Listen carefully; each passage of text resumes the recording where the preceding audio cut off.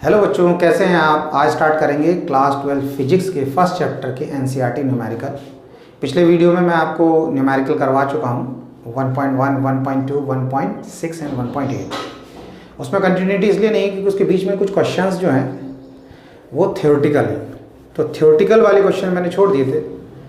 और अगर आपको उनको कोई प्रॉब्लम होती है उनको करने में तो आप मुझे कमेंट बॉक्स में कमेंट करके बताना, तो मैं उन पर भी एक वीडियो बना दूंगा। अभी मैं जो न्यूमेरिकल्स हैं उसमें से वो सारे करवा रहा हूँ एक सीरीज़ से। दूसरी चीज़ ये कि न्यूमेरिकल में मेन अधिकतर न्यूमेरिकल में आपको जो है कन्वर्जन और कैलकुलेशन मिलेगा, तो कन्वर्जन और कैलकुलेशन के लिए मैंने एक अलग से वीडियो बना रखा है। अगर आपने देख लिया है तो इट्स ओके, और नहीं देखा है तो 1.17 और 1.18 देख लें, तो आपको फिर क्योंकि किसी भी न्यूमेरिकल में कन्वर्जन और कैलकुलेशन में प्रॉब्लम नहीं आएगी। एक बात ये बताना चाहूँगा कि जो न्यूमेरिकल आप कर रहे हैं, न्यूमेरिकल का ये पैटर्न ना रखें कि कोई आपको कोई क्वेश्चन दे दिया, कोई न्यूमेरिकल दे रखा है, आपको न्यूमेरिकल वैल्यूज मिल गई, फिजिकल क्वांटिटी पता चल गई, फॉर्मूला पता चल गया, आपने पुट कर दिया, उसको सॉल्व कर दिया, आंसर आ गया। नहीं, ये तरीका सही नहीं। कोई भी न्यूमेरिकल कर रहे हैं तो उसमें कॉन्सेप्ट क्या है, किस टॉपिक से रिलेटेड है।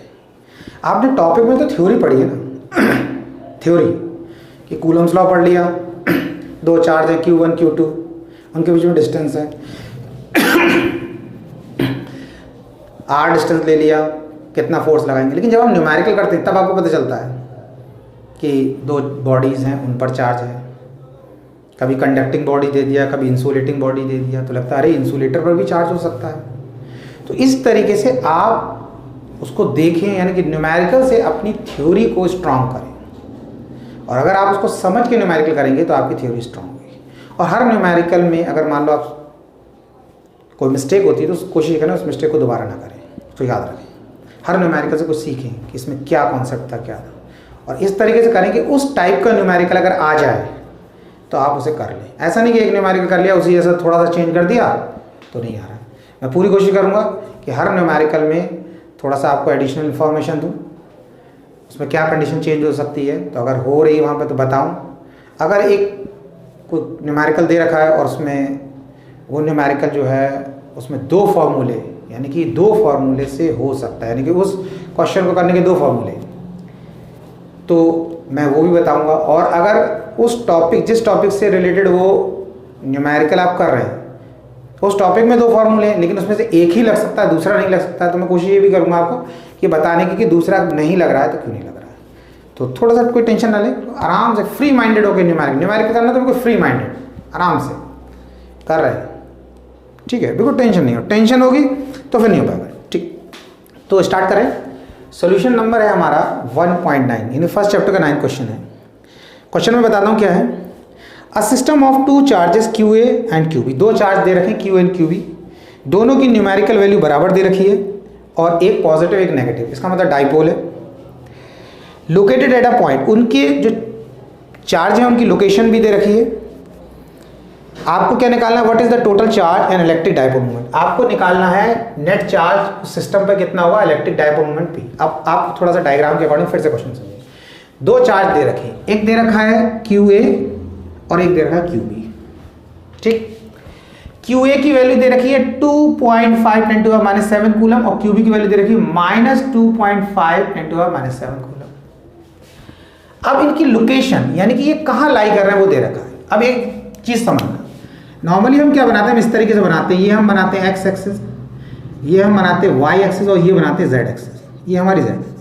ये तीनों एक दूसरे के साथ कैसी हैं, 90 डिग्री बना रही हैं। ये Z एक्सिस हमारी इस तरीके से बाहर की तरफ, अगर आप इसको देखेंगे ये Z एक्सिस X के साथ 90 बना रही है, इसके साथ 90 बना रही है, यानी कि तीनों एक दूसरे के साथ 90 बना रही है। लेकिन ऐसे लाइन बन नहीं सकती, इसलिए हम इस तरीके से बना देते हैं, यानी कि ये यहाँ पर एंगल जो बन रहा है हमारा, ये भी कितना है 90, ये एक्सिस इसके साथ 90 बना रही है, इसके साथ भी कैसे बना रही है 90 बना रही है। लेकिन यहाँ पर हमने क्या करा, उन एक्सिस को रोटेट कर दिया, हमने X यहाँ ले लिया है, Y यहाँ ले लिया, Z यहाँ ले लिया है। देखो जनरल रिप्रेजेंटेशन तो ये है, लेकिन क्या होता है हम अपनी सुटेबिलिटी के लिए डायग्राम थोड़े आसानी से समझ में आ जाए, हम उन एक्सिस को चेंज कर लेते हैं। यहाँ पर जो क्वेश्चन में दे रखा है कि जो चार्ज QA QB दे रखे वो Z एक्सिस पे है, तो अगर Z एक्सिस अगर हम इस तरीके से बना रहे हैं तो ये अगर पॉजिटिव हो गई तो उसकी नेगेटिव यहाँ हो गई, नेगेटिव Z ये हो गई इस तरीके से। तो अगर इस नेगेटिव जेड को देखो तो ये नेगेटिव जेड भी वाई के साथ 90 डिग्री एंगल बना रही है, क्योंकि एक्चुअल में तो ये अंदर की तरफ जा रही है। लेकिन इस डायग्राम में अगर हम बात करें तो हमें तो नहीं लग रहा ये 90 डिग्री बनना है, यहाँ पे नहीं लग रहा। तो इसीलिए हमने क्या किया, हमने इस तरीके से बना जेड एक्सिस को वर्टिकल एक्सिस पर रखा। अब ये पॉजिटिव जेड हो गई, नीचे की तरफ नेगेटिव जेड हो गई, यहाँ पर पॉजिटिव वाई नेगेटिव वाई, ये एक्स और इसके अपोजिट में माइनस एक्स। तो ये था। अब इसमें आप ये समझें लोकेशन क्या दे रखी है, कहा चार्ज ए के जो कोऑर्डिनेट्स दे रखे वो 0 0 -15 दे रखा। तो अगर इस तरीके से दे रखा हो 0, 0 इस तरीके कोई वैल्यू, तो ये एक्स कोऑर्डिनेट कहलाता है, ये वाई कहलाएगा। इसी ऑर्डर में होंगे। ऐसा नहीं कि आप सोच रहे हो कि पहले जेड दे दिया, ऐसा नहीं, वो देंगे ही नहीं। वो जब इस तरीके से देंगे तो पहला एक्स, दूसरा वाई, तीसरा जेड।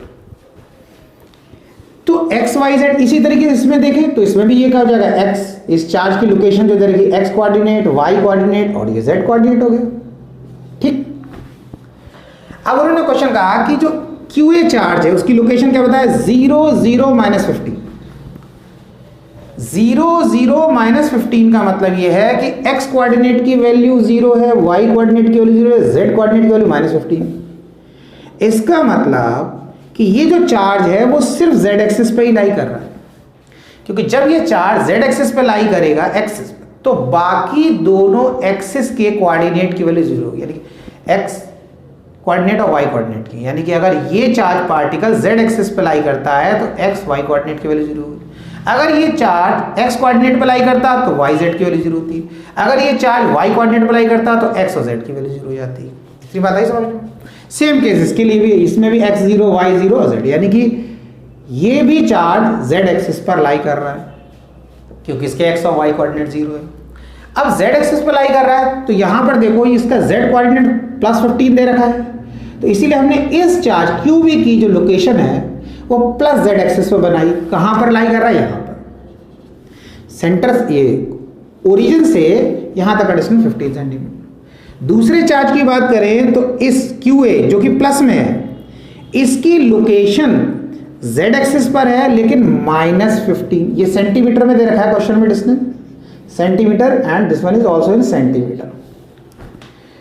तो इसकी लोकेशन -15 सेंटीमीटर हो गई, इसका मतलब -z एक्सिस की तरफ, यानी कि यहां से यहां तक का डिस्टेंस 15 है, माइनस का मीनिंग ये -z की तरफ है। इसलिए अब अगर आप देखें इस QA और QB के बीच का डिस्टेंस, डायपोल के बीच की लेंथ कितनी लेते हैं हम, 2a, तो वो 2a कितनी हो गई हमारी हुई 30 सेंटीमीटर। अब आप ये नहीं सोचते ये तो 15 प्लस का है, ये 15 माइनस का है, तो ये तो 0 जाना चाहिए, नहीं, ये 15 प्लस का मतलब ये है, ये पॉजिटिव z की तरफ है, ये 15 माइनस का है, ये नेगेटिव z की तरफ। अगर आप इन दोनों पॉइंट के बीच की लेंथ मेजर करते हैं किसी भी मीटर स्केल से, तो कितना देखा, 30 सेंटीमीटर तो दिखाएगा, तो 30 हो गया, 30 लिख दिया सेंटीमीटर हमारा। इतनी बात समझ में आ गई। दूसरी चीज ये समझ लो, इसके साथ में जो इलेक्ट्रिक डाइपोल मोमेंट होता है P, that is a vector quantity. अब आप देखो इलेक्ट्रिक डाइपोल मूवमेंट एक वेक्टर क्वांटिटी है, और इलेक्ट्रिक डाइपोल मोमेंट का डायरेक्शन हमेशा नेगेटिव चार्ज से पॉजिटिव चार्ज की तरफ होता है। अब इसमें नेगेटिव चार्ज कहाँ है, QB नेगेटिव और QA पॉजिटिव, तो P का डायरेक्शन जो हो गया हमारा ऊपर से नीचे की, यानी कि पॉजिटिव Z से नेगेटिव Z की तरफ हो गया। किसका डायरेक्शन, इलेक्ट्रिक डाइपोल मोमेंट का डायरेक्शन। इसमें तो इसकी डिटेल नहीं पूछा है कि डायरेक्शन बताओ, लेकिन आपको बताना चाहिए कहाँ पर। नेगेटिव चार्ज से पॉजिटिव चार्ज की तरफ तो होता ही है, लेकिन इस क्वेश्चन के अकॉर्डिंग अगर कोऑर्डिनेट के अकॉर्डिंग देखें तो पॉजिटिव Z से नेगेटिव Z की तरफ है। क्यों, क्योंकि पॉजिटिव Z पर जो हमने पॉजिटिव Z एक्सिस ले रखी उस पर जो चार्ज है वो कौन सा, नेगेटिव है। तो यानी कि आप ये याद रखो नेगेटिव चार्ज यहाँ है पॉजिटिव, तो नेगेटिव से पॉजिटिव की तरफ। अब क्योंकि ये नेगेटिव चार्ज पॉजिटिव एक्स पे लाई कर रहा है और पॉजिटिव चार्ज नेगेटिव एक्स, तो इसलिए ऊपर से नीचे की तरफ, पॉजिटिव Z से नेगेटिव Z की तरफ। इतना क्लियर हो गया, ये तो हो गई इसकी थ्योरी। अब इसका क्वेश्चन करते हैं, क्यू नेट निकालना टोटल चार्ज। आप समझ लो डाइपोल कहीं भी रखा हो, इलेक्ट्रिक फील्ड में रखा हो, इलेक्ट्रिक फील्ड में नहीं रखा हो, उस पर टोटल चार्ज 0 होगा। क्यों, जितना उस पर पॉजिटिव चार्ज होता है उतना ही उस पर नेगेटिव चार्ज होता है, तो जितना प्लस में उतना माइनस, तो नेट चार्ज क्या हो गया आपका, यानी कि क्यू नेट हो गया आपका 0, पहला बात। अब दूसरा पार्ट क्या है, पी इलेक्ट्रिक डायपोल मोमेंट, तो इसका फॉर्मूला क्या है, पी इक्वल्स टू आपने फॉर्मूला पढ़ा क्यू इंटू 2a। ठीक है, क्यू की वैल्यू कितनी दे रखी है, आप दो वैल्यूज दे रखी है, आपको दोनों में से कोई एक ले लेना है, न्यूमेरिकल वैल्यू बराबर है। अगर आप इसको लेते हैं कोई प्रॉब्लम, अगर इसको लेते हैं तो माइनस साइन हटा देंगे क्योंकि हम मैग्नीट्यूड लेते हैं। तो हम क्या करेंगे 2.5 इंटू 10 की पावर -7।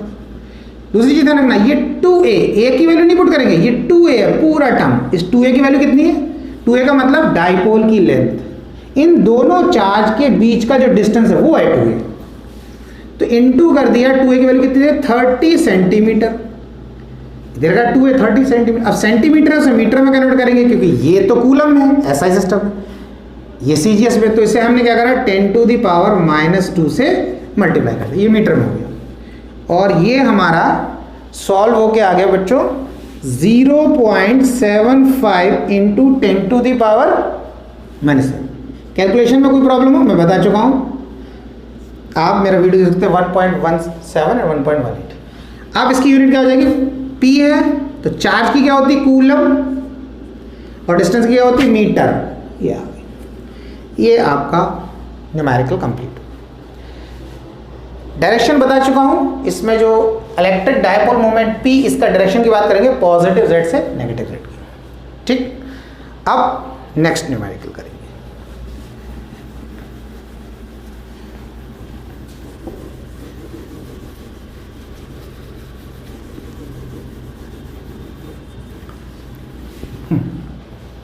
न्यूमेरिकल नंबर है हमारा 1.10, 10th न्यूमेरिकल है फर्स्ट चैप्टर का। क्वेश्चन दे रहा है an electric dipole with dipole moment 4 into 10⁻⁹ coulomb. एक इलेक्ट्रिक डाइपोल है, उसका डाइपोल मोमेंट दे रखा है 4 इंटू 10⁻⁹ कूलम मीटर, ये दे रखा है dipole moment. Is aligned at 30 degree with the direction of electric of uniform electric field. ये जो डाइपोल है ये 30 डिग्री बना रहा है, किसके साथ, इलेक्ट्रिक फील्ड के साथ। अभी डायग्राम बताऊंगा, फिर न्यूमेरिकली बताऊंगा। Of magnitude this 5 into 10⁴, electric field की वैल्यू कितनी दे रखी है 5 इंटू 10⁴ न्यूटन पर कूलम, ये इलेक्ट्रिक फील्ड की वैल्यू दे रखी है। Calculate the magnitude of torque acting on the dipole, torque निकालना आपको, टाउ आपको निकालना है। अब आप बात समझिए, कंडीशन ये है, ये यूनिफॉर्म इलेक्ट्रिक फील्ड है ई, डाइपोल आपका रखा हुआ है इसमें, इस तरीके से डाइपोल रखा है, ये इसका नेगेटिव एंड है, नेगेटिव चार्ज हो गया -q, डाइपोल में दो चार्ज, ठीक है, दो चार्ज इसमें नहीं दे रखे। अब डाइपोल का जो डाइपोल मूवमेंट होता है उसका डायरेक्शन हमेशा कहां से कहां होता है, माइनस से प्लस की तरफ, पी का डायरेक्शन हमेशा माइनस से प्लस, और इलेक्ट्रिक फील्ड डायरेक्शन इधर है, तो इसके बीच में एंगल कितना बनना है यहाँ पर थीटा।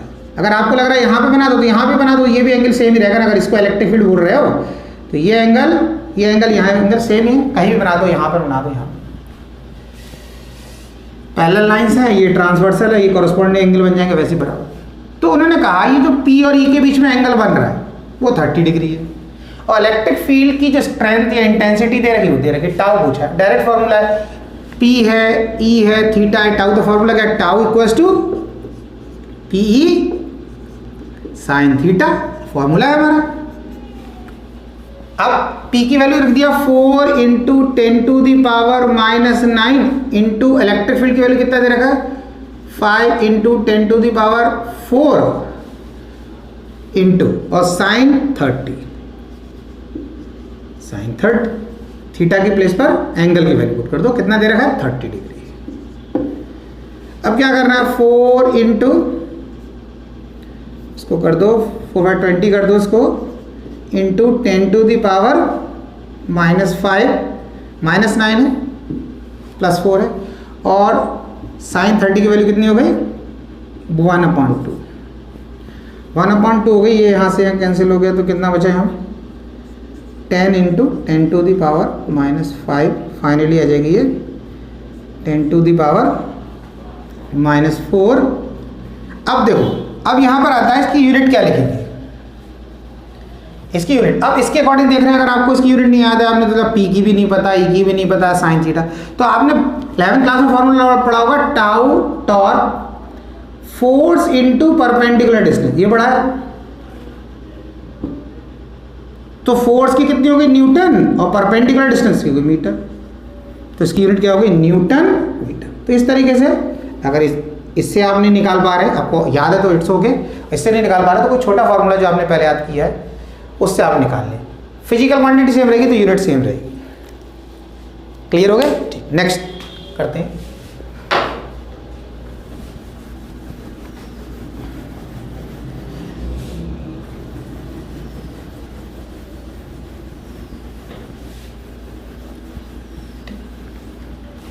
नेक्स्ट न्यूमेरिकल है numerical number 1.11 11th numerical. Question बोला है a polythene piece rubbed with wool is found to have negative charge of 3.2 10 to power -7। Charge दे रखा है 3.2 into 10 to the power -7 coulomb. First point पूछा है इसमें, estimate the number of electron transfer is there is a transfer of mass from wool to polythene. देखो समझना, वूल की बात कर रहे हैं और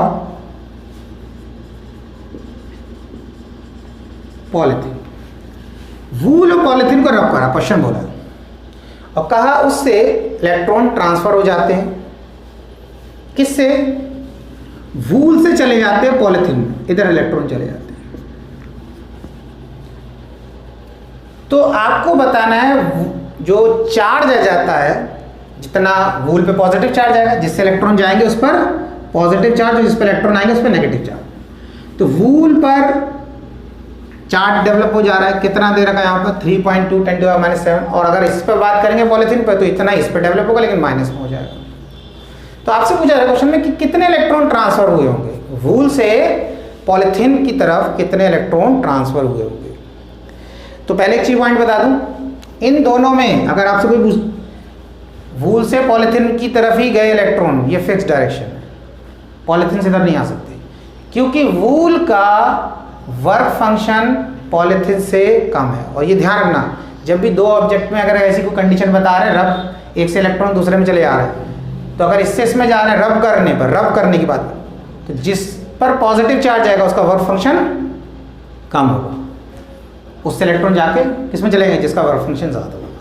ठीक, क्यों दे रखा है, सिंपल सा है, फॉर्मूला लगा देंगे, क्वांटाइजेशन आपने प्रॉपर्टी पढ़ा होगा, Q इक्वल्स टू N, तो आपको N is equals to Q upon. अच्छा एक और बात बता दूं, हो सकता है आप NCERT देख रहे होगे तो आपको उसमें वैल्यू 3 लिखा हुआ मिलेगा, 3.2 के प्लेस पे 3, तो उससे कोई न्यूमेरिकल वैल्यू है आप यहाँ पर, क्योंकि अगर आप उसके अकॉर्डिंग उसका फाइनल आंसर देखेंगे ना, तो जो 2 पार्ट के आंसर है वो इस 3 के अकॉर्डिंग भी नहीं निकल के आ पाएंगे। अगर आप 3 पुट करोगे तो आप देख लेना कि अगर 3 पुट कर रहे हो तो उसमें 2 पार्ट इसमें क्वेश्चन में दे रखे, उनके दोनों के आंसर बिल्कुल 3 पुट करके मैच नहीं कर रहे, इसलिए 3.2 न्यूमेरिकल वैल्यू देखो, कैलकुलेशन कैसे, मेथड देखना है, वैल्यू तो कुछ भी हो सकती है, 3.2 या 6 भी हो सकता है। तो हमने क्या करा, चार्ज की वैल्यू दिया 3.2 into 10 to the power -7 upon E, electron का चार्ज है 1.6 into 10 to the power -19 electron. एक चीज ध्यान रखना, इलेक्ट्रॉन पे चार्ज नेगेटिव होता है, हम न्यूमेरिकल कर रहे हैं तो हम यहाँ पर साइन को थोड़ा सा नेगलेक्ट कर रहे हैं, यहाँ पे इसमें यहाँ माइनस नहीं लगा, तो यहाँ पर क्या हो जाएगा, ये 2 टाइम्स हो जाएगा, और इंटू 19 है माइनस का 7 है, तो आ जाएगा आपका ये प्लस का 12 n नंबर ऑफ इलेक्ट्रॉन्स। इतने इलेक्ट्रॉन ट्रांसफर हो जाएंगे किससे, वूल से पॉलिथीन की तरफ। इतना क्लियर हो गया। सेकेंड पार्ट में पूछा है is there a transfer of mass from wool to polythene, wool से इलेक्ट्रॉन गए, वूल में पॉजिटिव चार्ज आ गया, इसमें नेगेटिव,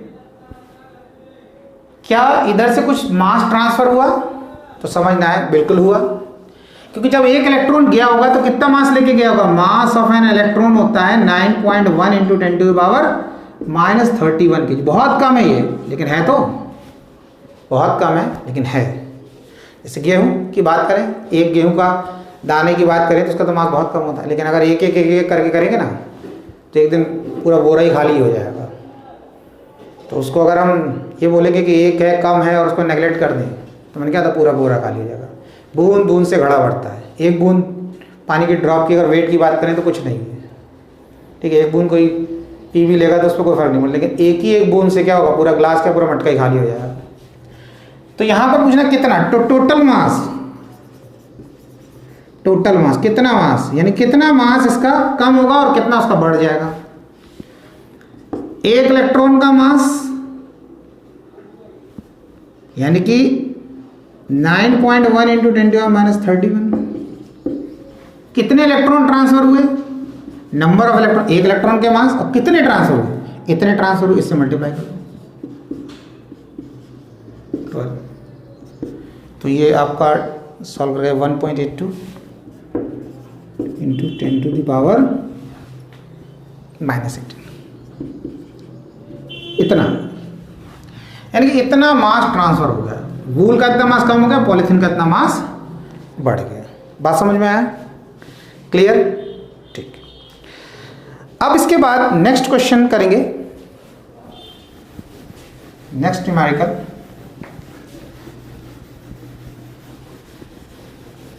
हाँ,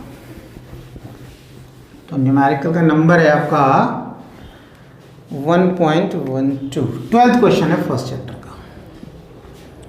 क्वेश्चन समझे क्या है, two insulated charge copper spheres A and B, दो स्फीयर्स दे रखे हैं हमने, एक ए स्फीयर दे रखा है and this one is B,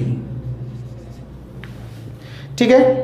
copper spheres A and B having their centre separated by distance of 50 centimetre, उनके बीच में डिस्टेंस दे रखा है कितना, 50 सेंटीमीटर, ये उनके बीच का डिस्टेंस दे रखा है। और उनके ऊपर जो चार्ज की वैल्यू दे रखी है वो 6 पॉइंट, यानी कि क्यू ए का चार्ज दे रखा है वो है 6.5 इंटू 10⁻⁻7, 10⁻⁻7 ये कूलम में, और क्यू बी पर भी सेम वैल्यू दे रखी है 6.5 इंटू 10⁻⁻7, ये दोनों पर सेम वैल्यू, मैग्नीट्यूड सेम है, ठीक। उसके बाद पूछा है the radius of A and B is negligible as compare to the distance, इन दोनों के बीच का जो डिस्टेंस उसके कंपेरिजन इनका रेडियस जो है ये जो है रेडियस कैपिटल आर मान लिया, ये नेग्लिजिबल है, बहुत कम है, यानी कि जो डिस्टेंस ज़्यादा है और इनका साइज छोटा है। ये स्टेटमेंट इसलिए बोला है क्योंकि जो कूलम्स लॉ लगाते हैं उस पर कंडीशन है, समझो कि वो पॉइंट ऑब्जेक्ट के लिए लगता है, यानी कि दो ऑब्जेक्ट जिन पर चार्ज है वो कैसे होने चाहिए, पॉइंट साइज के, छोटे छोटे होने चाहिए। अब क्वेश्चन आता है कि अगर मान लो वो बड़े हैं चार्ज, यानी कि बड़े ऑब्जेक्ट है उन पर चार्ज है तब नहीं लगेगा, तब भी लगेगा, लेकिन कंडीशन समझना, अगर दो बड़े बड़े ऑब्जेक्ट हैं, जैसे दो फुटबॉल ले लिया, मेटल की दो स्फेरिकल बॉडीज ले लिया, उन पर चार्ज है, तो उनके बीच में जो डिस्टेंस है वो उनके रेडियस के कंपेरिजन है, यानी उन बॉल्स के रेडियस के कंपेरिजन में क्या होना चाहिए, बहुत ज़्यादा होना चाहिए। यानी एक लोकेशन से दूसरे को देख रहा है, दूसरे से पहले को, तो वो कैसे दिख रहा है, पॉइंट जैसा। इसीलिए इसमें बोला है कि उनका जो रेडियस है उनके बीच के डिस्टेंस के कंपेरिजन में क्या नेग्लिजिबल है, ताकि ये पॉइंट ऑब्जेक्ट बन जाए, ये पॉइंट ऑब्जेक्ट बन जाए। दूसरा इसमें एक चीज़ देखा है, इंसुलेटेड चार्ज, मतलब लगता है ये जो दोनों स्फीयर है ये इंसुलेटेड, अगर मान लो इंसुलेटर की बात करें, इसमें देखा two insulated charge copper sphere, insulator से, तो लगता है कि अगर कोई दो इंसुलेटर हैं तो क्या उन पे चार्ज आ सकता है, बिल्कुल आ सकता है। इंसुलेटर को अगर चार्ज दोगे तो उस पर भी चार्ज आएगा, कंडक्टर को चार्ज दोगे उस पर भी चार्ज आएगा, लेकिन डिफरेंस क्या है, डिफरेंस ये है कि मैं आपको इसी में बता दूं कि मान लिया ये एक आपका मेटल है, एक स्फीयर है मेटल का, और ये आपका एक इंसुलेटर है। क्वेश्चन है इस पे चार्ज देंगे आएगा, बिल्कुल आएगा, इंसुलेटर पे चार्ज दे दें इस पे आएगा, इस पे भी आ जाएगा। तो ये कैसे होगा, अभी तो पढ़ा था कि इंसुलेटर करंट को पास नहीं करते हैं, चार्ज फ्लो नहीं करता, बिल्कुल सही पढ़ा। इस पर आपने पॉजिटिव चार्ज दिया, कैसे इमेजिन करना, एक स्फीयर लिया, मेटल की बॉल, शॉर्ट पुट स्कूल में देखा होगा, उसमें छोटा सा होल कर दिया, छोटा सा होल करा, और ऐसे करके एक वायर से जिस पर जैसे पे कवरिंग है पेन जैसा ले लिया वायर, और इसकी देखो पेन की टिप तो मेटल की है, इस पे चार्ज आ रहा है, हमने क्या करा, ऐसे चार्ज दे दिया, उसमें होल कर दिया ना, जो मेटल की बॉल थी, सॉलिड बॉल थी, उसमें होल कर दिया छोटा सा, ऐसा होल करा अंदर, तो चार्ज आ गया सेंटर में। जैसे सेंटर में दोगे, मेटल है तो ये चार्ज कहाँ चला जाएगा, ये यहाँ चला जाएगा, ये यहाँ चला जाएगा, ये यहाँ चला जाएगा, ये यहाँ चला जाएगा, क्योंकि रिपेल करेगा एक दूसरे को। अगर इंसुलेटर में दे दिया चार्ज, आपने इसमें भी ऐसे करा, कोई रबर की बॉल ले ली, उसमें होल करा, उस पर चार्ज दे दी, तो चार्ज सेंटर पे तो आ जाएगा, लेकिन बस इसमें क्या होगा, बाहर नहीं जा पाएगा, ये यहाँ पर सरफेस पे नहीं आएगा, लेकिन उस जहाँ पर आपने दे दिया वहीं रुका रहेगा, बस मूवमेंट नहीं होगा उसका। तो इसलिए कभी भी कंफ्यूज होना कि अरे देखा इंसुलेटर, बोला इंसुलेटर है, उस पर चार्ज दे रखा है, इंसुलेटर पे चार्ज कैसे हो सकता है। हमने पढ़ा कि इंसुलेटर चार्ज को फ्लो नहीं करते, वो अपने अंदर मूवमेंट नहीं दिखाते, आपने जहाँ रख दिया बस वहीं रखा रहेगा। आपने वायर से गया चार्ज, यहीं पे गिरा दिया सेंटर पर, वो वहीं। समझ में आया कॉन्सेप्ट? ठीक। अब क्या करना है इसमें, आपको इसमें पूछा है कि पहले पार्ट में कि कितना फोर्स लगेगा दोनों के बीच में, तो हमने तो कुछ सिंपल है, क्योंकि इसमें डायरेक्ट आपको फॉर्मूला लगा देना है, F is equal to K plus 1/4 pi epsilon naught Q1 Q2 upon R square. ठीक है, तो F is equal to 9 into 10 to 9 into Q1 की value 6.5 10 to power -7 into 6.5 10 to the power -7 upon R कितने देगा 50। अब समझना 50 ये SI में, ये न्यूमेरिकल वैल्यू SI सिस्टम में, कूलम में चार्ज SI में, SI में, पर ये CGS में, तो इसको कन्वर्ट करना है 10 टू द पावर -2 से मल्टीप्लाई कर दिया, 50 सेंटीमीटर मीटर में कन्वर्ट हो गया, 50 सेंटीमीटर मीटर में कन्वर्ट हो गया, metre is the SI unit of distance, square कर दिया, R का स्क्वायर इसलिए स्क्वायर। सॉल्व करके इसको आएगा आपका 1.5 into 10 to the power -2 metre, इतना आ जाए। सॉल्यूशन का बता चुका हूँ, कैलकुलेशन वाला देख लेना, वीडियो दिक्कत नहीं होगी, ये कैलकुलेट कर लो, इतना आ गया। उसके बाद इसमें बोला है what is the force of repulsion if each sphere is charge double the above amount and the distance between them is half. देखो एक चीज समझना, दो चार्ज हैं, दोनों दो बॉडीज हैं, उस पर चार्ज है, इनके बीच में डिस्टेंस दे रखा है, और इनके बीच में अभी क्या है, एयर या वैक्यूम, इनके बीच में एयर या वैक्यूम। एयर या वैक्यूम के लिए क्या है, सेम, एयर और वैक्यूम होगी तो दोनों के लिए सेम फॉर्मूला है। अब उन्होंने कहा कि इसी कंडीशन में अगर हम थोड़ा चेंज करें, बात समझना, F इक्वल्स टू चेंज क्या कहा सेकंड पार्ट में, तो फर्स्ट पार्ट का आंसर हो गया। सेकंड पार्ट में उन्होंने कहा कि अगर हम ये तो K है, इसको तो ऐसे रहने तो कोई दिक्कत नहीं, हमने इसको लिख दे रहे हैं 1/, चलो इसको 1/4 पाई एप्सिलॉन नॉट लिख देता हूँ, ठीक है, ठीक है। Q1 के प्लेस पर लिख दिया 2Q1, कैसे, उन्होंने कहा चार्ज डबल कर दिया, इसको भी डबल करा, इसको भी डबल करा, यानी कि Q1 के 2Q1 और इसको भी Q1 के प्लेस पे 2Q1 और Q2 के प्लेस पे 2Q2, और कहा इनके बीच में जो डिस्टेंस है, इनके बीच में डिस्टेंस है जितना भी उसका आधा कर दो, डिस्टेंस कर दिया R/2, ये तो R/2 डिस्टेंस आधा हो गया, और स्क्वायर फॉर्मूले का है, R is the distance, square लगा दिया यहाँ पर। अब एक्सप्रेशन हमारा क्या बना, हमारा एक्सप्रेशन बना 1/4 पाई एप्सिलॉन नॉट, ये लिखा Q1, ये लिखा Q2 अपॉन R स्क्वायर की जगह पर R स्क्वायर, और नीचे क्या है यहाँ पर 4, R/2 है तो R स्क्वायर अपॉन 4, और 2 इंटू 2 क्या हो गया, यहाँ पे लिख दिया मैंने 4, 2 इंटू 2 4। अब इसमें क्या कर दिया, जब ये 4 ऊपर जाएगा, 4 ऊपर जाएगा तो इसके साथ मल्टीप्लाई हो जाएगा, तो हो जाएगा 16, 4 हो जाए 16, नीचे से ऊपर चला जाएगा, सिंप्लीफाई करेंगे आप, ये हो गया Q1 और Q2 अपॉन R स्क्वायर, इतना आ गया। अब आप खुद देखो 16, इसकी वैल्यू तो आप पहले सॉल्व करके निकाल चुके हो, ये निकाल रखा है 1.5 इंटू 10⁻², इधर निकाल लिया। अब यहाँ पर ही समझना है कि यहाँ पर हम डैश लगा दें, क्यों, मैं ये नहीं मतलब डैश लगाने का मतलब अलग ही है, हो सकता है ऐसी कंडीशन भी होती कि सब चेंज करने का सेम फोर्स आ जाता, लेकिन हम क्या मान के चलेंगे, पहले फोर्स लग रहा है F, बाद में क्या लग रहा है F डैश। अब अगर इस F डैश की वैल्यू इस F के बराबर आ जाती तो हम कहते कोई चेंज, इतना चेंज करने के बाद जो नेट फोर्स आया वो सेम आया जितना पहला था, और अगर कोई चेंज आ रहा है तो कोई दिक्कत नहीं, वो तो दिखेगा। इसको सॉल्व करके आ जाएगा आपका, मल्टीप्लाई करेंगे 0.24 न्यूटन आ गया, इतना फोर्स आ गया। इतना क्लियर हो गया।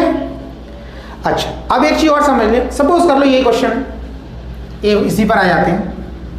इसी क्वेश्चन में आपसे बोला होता कि यही चार्ज है, यही वैल्यू है, यही डिस्टेंस, सब कुछ है, लेकिन इनके बीच में एयर और वैक्यूम ना होकर क्या है, इस बार क्या है, ये ना होकर वाटर है,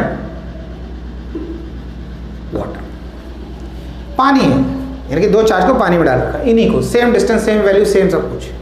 तब फोर्स कितना होगा, तब फोर्स का फॉर्मूला था force between two charges when there is a medium. Medium का मतलब अदर देन एयर और वैक्यूम, वैक्यूम और एयर को छोड़कर कोई दूसरा मीडियम, उसकी बात यहाँ कर रहे हैं।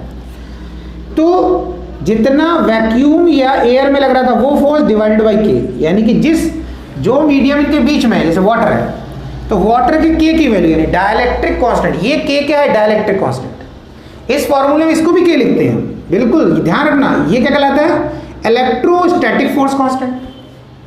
ये electrostatic force constant and this one is the dielectric constant. तो आप कंफ्यूज नहीं होंगे, अब इन्हें देखने में एक जैसा लग रहा है, ठीक है, सबकी भैंस एक ही जैसी होती है शक्ल देखने से, इसका मतलब किसी की पकड़ के अपने घर ले आएंगे, तो वो है। तो अब इसको इतना समझ में आया, के की वैल्यू पुट कर देंगे। अब हम तो निकाल चुके हैं कि जब वैक्यूम था या एयर था तो कितना आ गया, 1.5 10⁻⁻², के की वैल्यू 80 लिख देंगे। फाइनली इसको हम सॉल्व करके निकाल लेंगे, ये आएगा 1.8 10⁻⁻⁴, यानी 1.8 10⁻⁻⁴ न्यूटन आ जाएगा। इतना समझ में आया। तो ये मैंने थोड़ा अलग से बता दिया आपको कि अगर ऐसा कंडीशन होती तो क्या करें। ठीक, क्लियर हो गया, नोट कर लो आप लोग,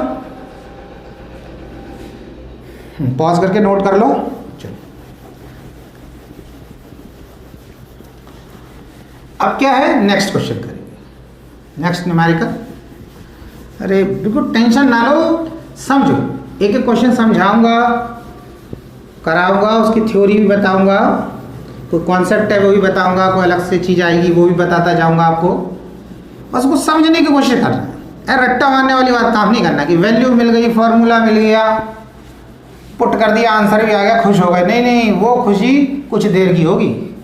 सही से पढ़ा ना, समझा उसको कि ये इसमें हुआ क्या, फिर देखो इसमें क्या होता है। जब करते जाओ इतनी मटेरियल हो जाएगा समझने के लिए कि कहोगे अरे सब समझ में आ रहा है। अब नेक्स्ट क्वेश्चन करें 13th।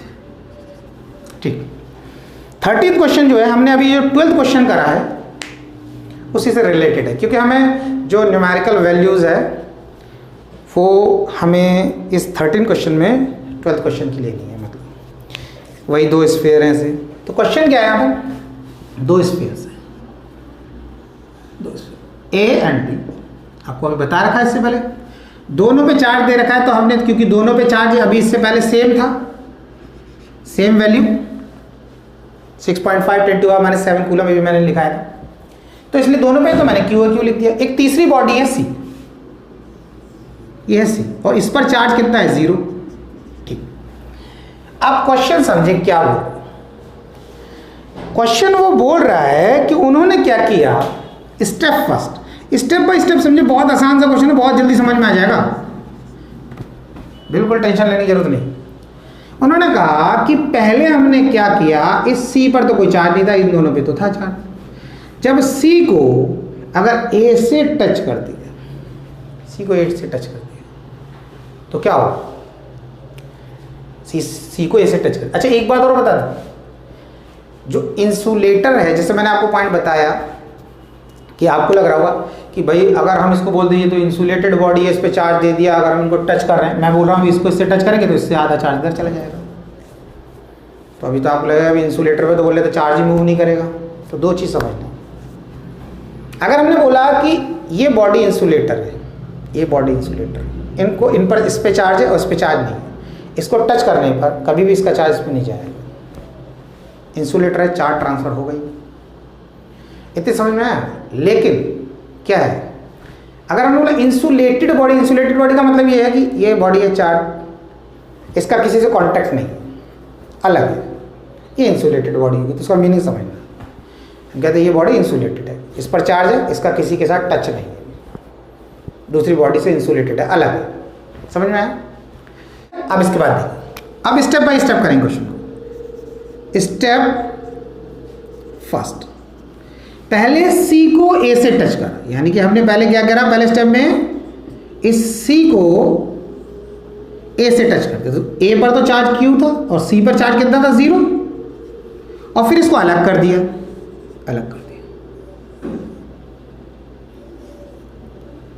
तो इस पर कितना आ जाएगा, Q/2, Q/2। अब इसको समझो जरा, देखो पहली चीज तो समझ लो, इंसुलेटेड और इंसुलेटर, अगर दो बॉडी इंसुलेटेड है तो उसका मतलब इंसुलेटेड का मतलब इस पर चार्ज है, ये किसी से टच नहीं हो रही, बॉडी इंसुलेटेड है, अलग, ये बॉडी इंसुलेटेड है, किसी से टच नहीं हो रही। और इंसुलेटर जैसे मतलब ये क्या है, ऐसी बॉडी है जो कि करंट को पास नहीं करेगी, यानी कि हमने बोला ये इंसुलेटर है, ये बॉडी कैसी इंसुलेटेड अलग है। तो एक चीज़ ध्यान रखना, अगर ये हमारी इंसुलेटर है बॉडी, इंसुलेटर, तो इस पर चार्ज तो हो सकता है, लेकिन इससे चार्ज दूसरे में जाएगा नहीं, क्योंकि तो इंसुलेटर है, ये अपना चार्ज देगी नहीं दूसरे को, ये अपना चार्ज दूसरे को नहीं देगी, क्योंकि इससे चार्ज ट्रांसफर नहीं होगा, इंसुलेटर में चार्ज कैसे मूव कर जाएगा। और इंसुलेटेड बोल दिया तो इंसुलेटेड का मतलब चार्ज तो है, लेकिन ये किसी से कनेक्टेड नहीं, ये बताना चाहता हूँ। तो समझना, इंसुलेटेड का मीन इंसुलेटर। तो यहाँ पर क्या हुआ, अब क्या होता है, चार्ज में क्या होता है, जैसे दो आइडेंटिकल बॉडी, कॉन्सेप्ट समझना, इस पे 10 कूलम है, इस पे 5 कूलम है, इनको टच करा और दूर कर दिया, तो क्या होगा, जैसे टच करोगे टोटल चार्ज कितना, 15, और 15 को 2 से डिवाइड कर दो, 7.5, आधा आधा हो जाएगा, कितना भी, इस पे 100 कूलम, इस पे 50, दोनों को टच करो और दूर कर दो, तो कितना हो जाएगा, 150, 150, 2 से डिवाइड करा, 75, आधा था, जितना भी आधा, तो उसके लिए बॉडी कैसे होनी चाहिए, आइडेंटिकली एक जैसे। तो इस पर चार्ज Q, इस पर 0, दोनों को टच करा, Q + 0, Q हाफ कर दिया, Q/2, तो ये क्या होगी, A और ये होगी C। अब दूसरे स्टेप में क्या हुआ, स्टेप सेकंड, अब उन्होंने क्या करा, ये जब A और C को टच करके दूर कर दिया, तो ये तो हमारी C वाली हो गई। अब इस C वाली को उन्होंने एक बार B वाली से टच करा, यानी कि अब नंबर क्या हो गया, B लिया हमने और इसी C को लिया, इस वाले C को। अब B पर कितना चार्ज है, Q, और C पर कितना चार्ज है, Q/2। इन दोनों को टच किया और अलग कर दिया, तो क्या होगा, B और C। अब भाई क्या करना है, Q + Q/2 कितना हो जाएगा, यानी कि Q + Q/2 कितना हो जाएगा भाई आपका, 3Q/2, और इस 3Q/2 का आधा करोगे तो कैसे करोगे, × 1/2 कर दो, हाफ से मल्टीप्लाई, किसी भी नंबर को हाफ से मल्टीप्लाई करके हाफ हो जाएगा, तो कितना हो जाएगा, ये आपको हो जाएगा 3Q/4, यानी कि इन दोनों पे टोटल चार्ज कितना हुआ, 3Q/2, उसका आधा कितना हुआ, 3Q/2 को × 1/2 कर दिया, तो 3Q/4 हो गया। तो इसका मतलब इस पर आ गया 3Q/4 और 3Q/4, इतना आ गया चार्ज। इतना क्लियर हो गया। अब उन्होंने कहा कि अब बताओ इन दोनों के बीच में कितना फोर्स लगेगा, A और B के बीच में। तो हमने देखा A और B के बीच, तो हमने यहां लिख लिया, A ये हो गई हमारी और B ये हो गई हमारी। A पर चार्ज हो गया Q/2 और B पर 3Q/4। अब एक चीज समझना, ये जो A और B इससे पहले वाले क्वेश्चन में दिए थे, तो उन्होंने कहा इसको इससे टच करा हटा लिया, फिर इसको इससे टच करा हटा लिया, तो ये की तो पोजीशन फिक्स है ना, यानी कि इनके बीच का डिस्टेंस तो वही रहेगा जो पहले दे रखा है। तो हमने क्या करा, फॉर्मूला लगा F = K Q1 Q2/R²। अब K के प्लेस पे तो K लिख दो, Q1 के प्लेस पर इस बॉडी में जितना चार्ज है तो हमने लिखा Q/2, Q2 के प्लेस पे इस पे जितना चार्ज है B पर, तो क्या हो जाएगा 3Q/4/R²। तो ये क्या आ जाएगा, सॉल्व करके ये हो जाएगा 3/8, 3A और 4 2 8, ये नीचे आ जाएगा, और K Q और Q मल्टीप्लाई हो गए, Q² हो जाएगा और R²। ठीक है, ये आ गया। अब आप एक बात समझना, इसमें इसकी वैल्यू तो आप पहले ही निकाल चुके हो कि आपने देखा था कि दो चार्ज हैं, उनकी वैल्यू दे रखी थी, दोनों पे सेम चार्ज डिस्टेंस दे रखा था, तो उसके अकॉर्डिंग आपका आंसर कितना आया था इससे पहले? इससे पहले अभी आंसर आया था हमारा 1.5 इंटू 10⁻², ये आया था आंसर इसको सॉल्व करके। अब हमें क्या करना, तो इसको दोबारा सॉल्व करने की जरूरत नहीं। अगर इस क्वेश्चन के साथ कंटिन्यूटी में आ रहा है तो हम वही वैल्यू पुट कर देंगे डायरेक्ट। हाँ, अगर अलग से आ रहा होता तो बात दूसरी, तो फिर सॉल्व करना। तो इसको जो है फाइनली हमारा सॉल्व करके आ जाएगा ये 5.7 इंटू 10⁻³ ये आ गया भाई। ठीक है, अब क्योंकि दोनों बॉडी में पॉजिटिव ही था तो फाइनल फोर्स भी कैसा ही होगा, रिपल्सिव ही हो, दोनों में पॉजिटिव। ये हो गया आपका क्वेश्चन हो गया आपका 30। ठीक है, हम नेक्स्ट देखते हैं क्वेश्चन। नेक्स्ट क्वेश्चन है आपका, नेक्स्ट भी बढ़िया क्वेश्चन है। क्वेश्चन तो सब बढ़िया ही है, बच्चे बोल रहे हैं कि सब बढ़िया ही क्वेश्चन है, सब आसान ही क्वेश्चन है, बस होते ही नहीं है, बस ये रहता है, बस सब बढ़िया होते हैं, सब अच्छे होते हैं। लग रहा होगा बच्चों को बस क्वेश्चन अच्छे होते हैं, बेचारे बच्चे सोचते हो कि बोले हम ही बुरे होते हैं जो हमसे नहीं होते हैं। यार ऐसा नहीं सोचना यार, जब साइंस लिया है तो डरना काहे के लिए यार, करेंगे केमिस्ट्री, फिजिक्स, मैथ्स, बायो, जैसी बुकें यार देखते तो अच्छा भी तो लगता है। ठीक है, ये सोचा करो कि हम लकी हैं जो हमें पढ़ने के लिए मिल रहा है, ये सोचना चाहिए। क्योंकि ऐसे बच्चे भी हैं ना जो दूसरों को जब देखते हैं ना, आप लोगों को देखते हैं आप स्कूल जाते हैं अच्छी सी ड्रेस पहन के, बुक्स लेके, तो दूसरे बच्चे जो रोड पर घूम जाते हैं, जो वर्कर लेबर टाइप के होते हैं, तो उनको बहुत बुरा लगता है, उनको लगता है कि काश हम भी पढ़ते।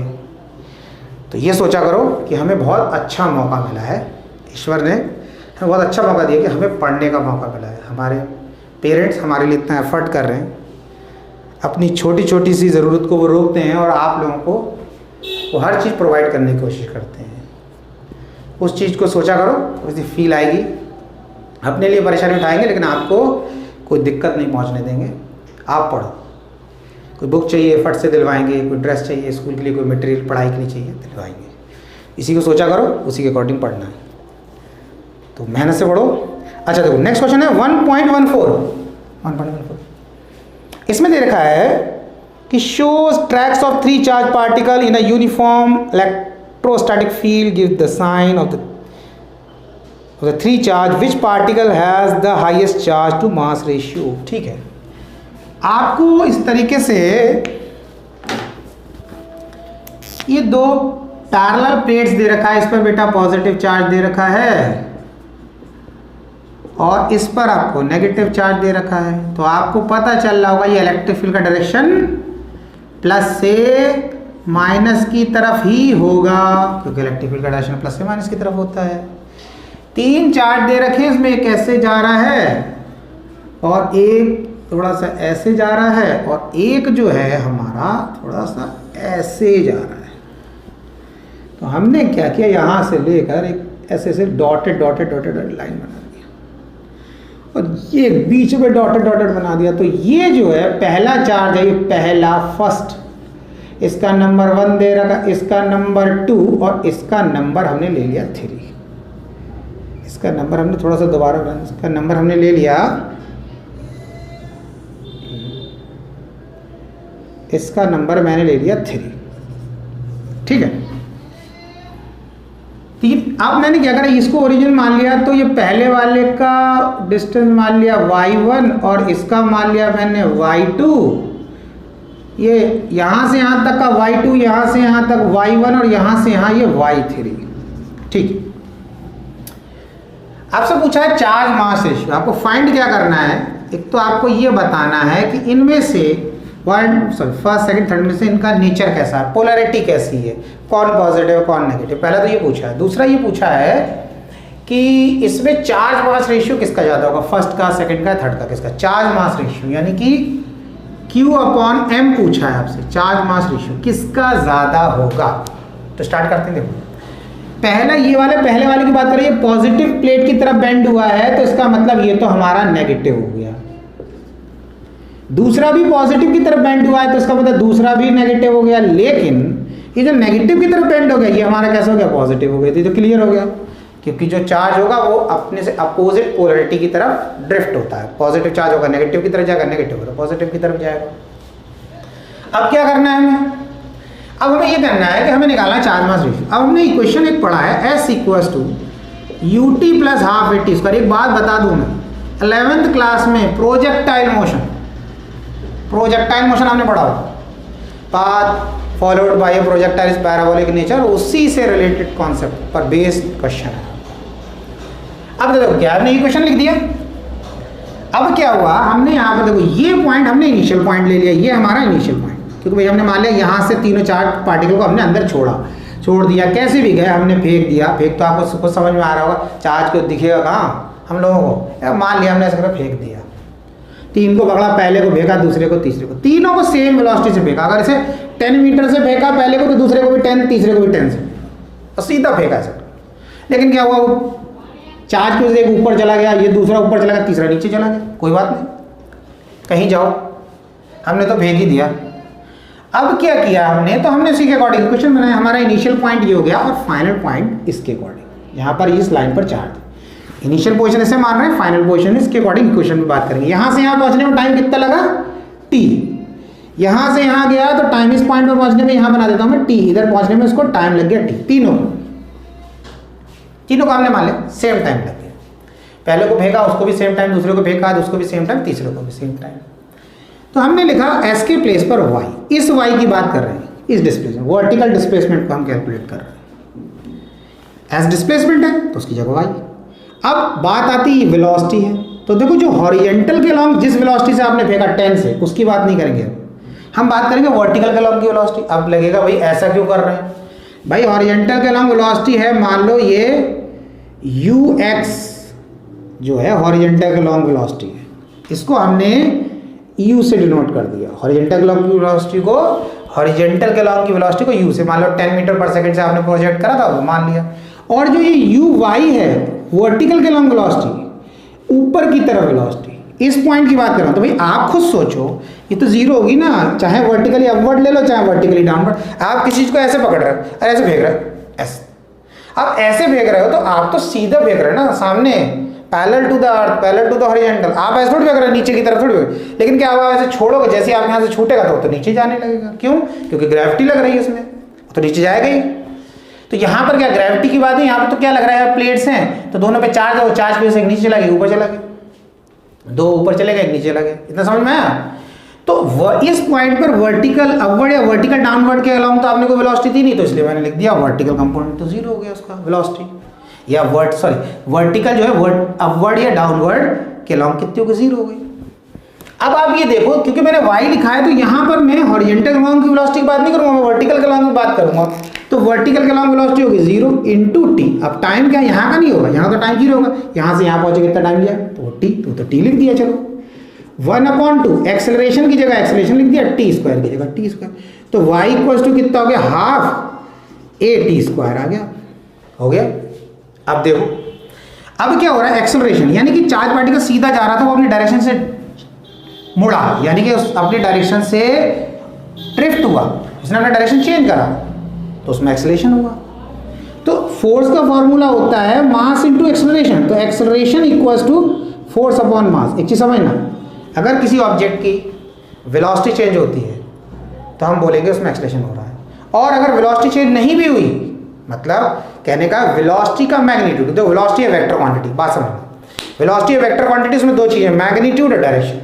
मैग्नीट्यूड न्यूमेरिकल वैल्यू, कोई ऑब्जेक्ट जा रहा है 10 मीटर पर सेकंड की स्पीड से, न्यूमेरिकल स्पीड या वेलोसिटी का मैग्नीट्यूड बोल दो, किसी ऑब्जेक्ट की वेलोसिटी का मैग्नीट्यूड है 10 मीटर पर सेकंड, वेलोसिटी का मैग्नीट्यूड चेंज हो नहीं रहा है, लेकिन वेलोसिटी का डायरेक्शन चेंज हो गया।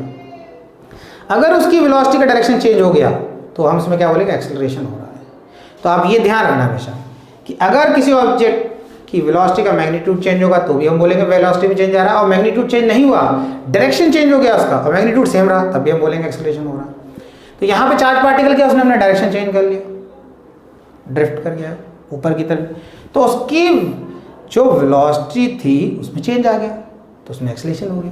तो हमने formula F equals to m into A, लेकिन ये एक्सेलरेशन किसकी वजह से हुआ, इलेक्ट्रिक फील्ड की वजह से। अगर इलेक्ट्रिक फील्ड नहीं होती तो एक्सेलरेशन होता ही नहीं, तो हम इस एफ की जगह फॉर्मूला क्या लगाएंगे, इलेक्ट्रिक फील्ड का formula E equal to F upon Q, तो एफ इज इक्वल टू कितना हो गया क्यू ई, बात समझ में आया। तो इसकी जगह रखा हमने क्यू ई और अपॉन एम कर दिया कि भाई ये एक्सेलरेशन का फॉर्मूला है किसकी टर्म में, इलेक्ट्रिक फील्ड की टर्म में, इसको यहां पुट कर दिया 1/2 एक्सेलरेशन के प्लेस पे लिखा एक्सेलरेशन, क्या ये formula Q E upon M और टी स्क्वायर की जगह टी स्क्वायर। अब इसमें देखो यहां पर कांस्टेंट कौन कौन सी चीजें, देखो ये हमारा इतना, ये इतनी चीज कांस्टेंट है, देखो ध्यान से देखो 1/2 कांस्टेंट है, E कांस्टेंट है, T कांस्टेंट है, तीनों के लिए यहां से यहां पहुंचे, तीनों के लिए टाइम सेम है, तो टाइम तो वैसे कांस्टेंट नहीं होता, लेकिन बात समझना तीनों जो वहां पे पहुंच रहे हैं उनके लिए टाइम सेम है, तो हम कह रहे हैं तीनों के लिए टाइम कांस्टेंट है। वैसे टाइम वेरिएबल रहता है, टाइम कभी रुकता नहीं बोलते, लेकिन तीनों के बाद ये पहुंचा 20 सेकंड में, ये पहुंचा 20 सेकंड में, तो ये तीनों के लिए टाइम तो सेम है, तो टाइम कांस्टेंट हो गया। इलेक्ट्रिक फील्ड ऊपर से नीचे जा रही, तीनों निकल रहे हैं, उसी में से निकल रहे हैं, तो तीनों के लिए इलेक्ट्रिक फील्ड सेम, और 1/2 तो पहले ही कांस्टेंट, तो ये तीन चीजें कांस्टेंट है, तो y हमारे डायरेक्टली प्रोपोर्शनल किसके होगा, q अपॉन m के। अब जिसका y ज्यादा उसका q अपॉन m ज्यादा है, चार्ज मास रेशियो, तो देखा किसका y ज्यादा है, इसका y ज्यादा दिख रहा है y3 का, तो इसका मतलब ये थर्ड चार्ज है, इसका चार्ज मास रेशियो सबसे ज्यादा है, किसका है, y3 का, यानी कि y3 का charge mass ratio q upon m सबसे ज्यादा होगा as compare to first and second. समझ आया, इट्स ओके।